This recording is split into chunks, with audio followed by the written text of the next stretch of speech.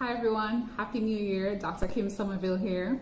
Thank you for joining me today. As you can see from the title, we're going to be talking about how to get those health goals consistent throughout the year and not just the first few weeks.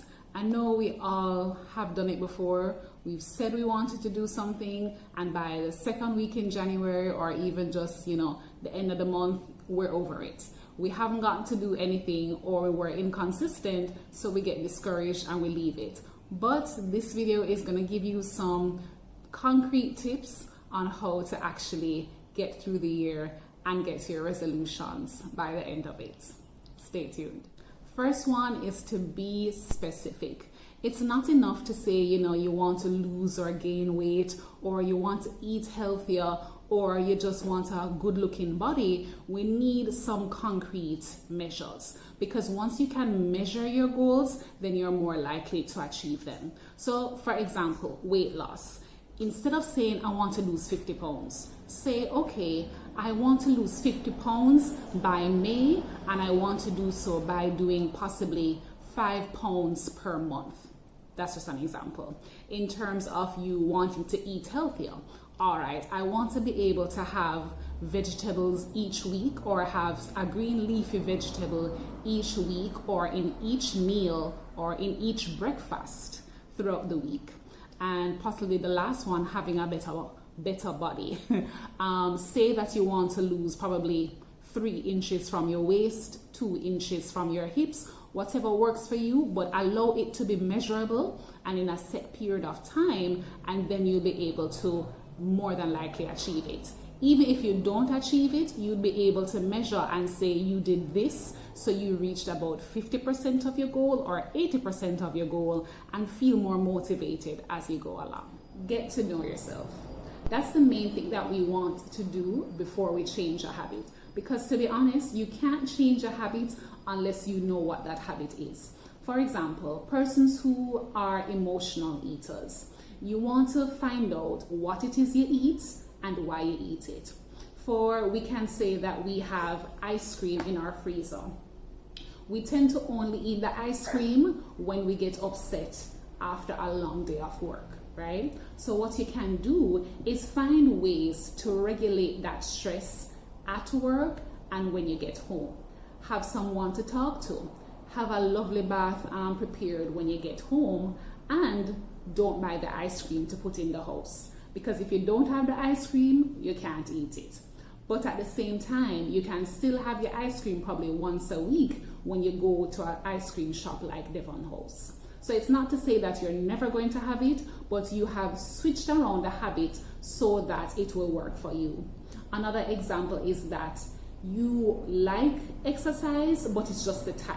You're not somebody who likes to go to the gym, but you love to dance. So in order to make it work for you, you put on some music when you get home, and you can even still join the gym, but go to one of their aerobics classes, and they will have some weights and resistance bands that will get you more towards the goals that you want.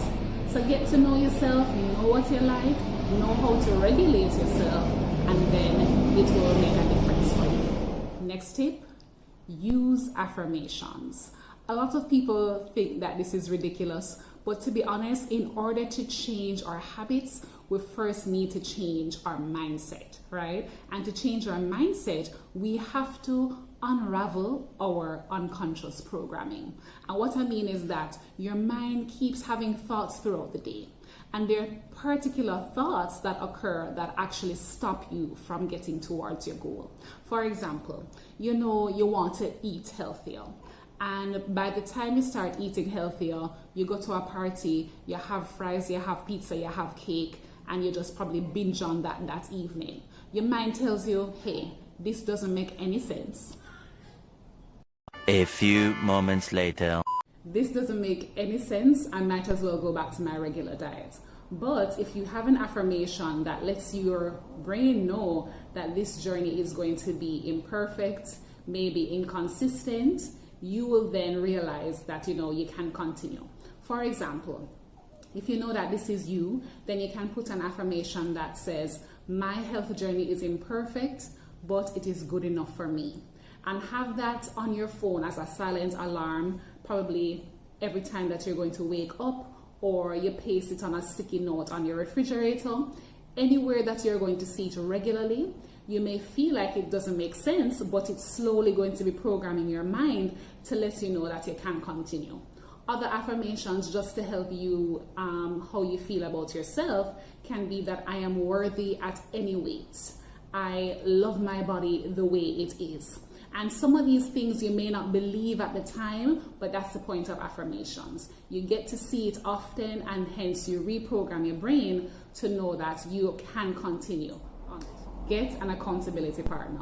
I think I've said this before in one of my videos, but in order to see change, we have to make ourselves accountable. Being by ourselves is not always the best thing.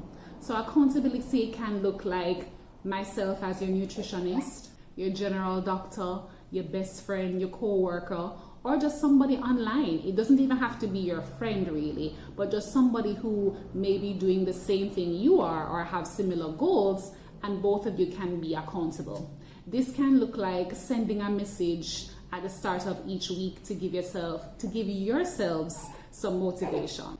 It can look like meeting up twice a month to talk about your goals and how you've done so far. But what this can do is just give you some obviously well-needed motivation and allow you to keep going for longer periods of time.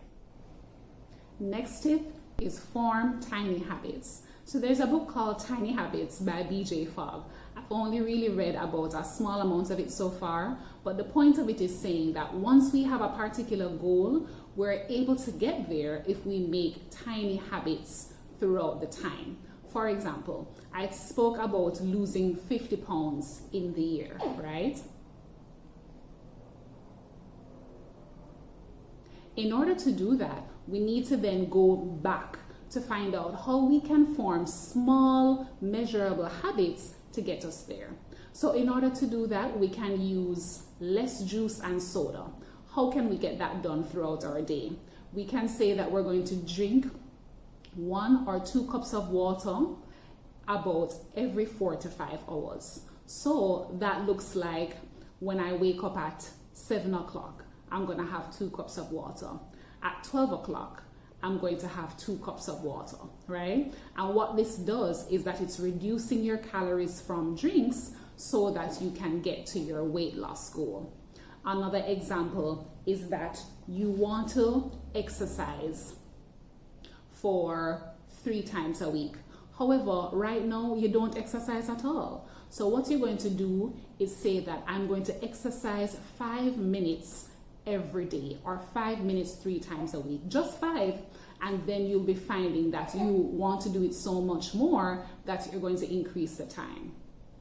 I want you to try it. All of these sound simple, but hey, it's Simple Summer Naturals, and I want you to implement these small things into your daily life and you'll see the change.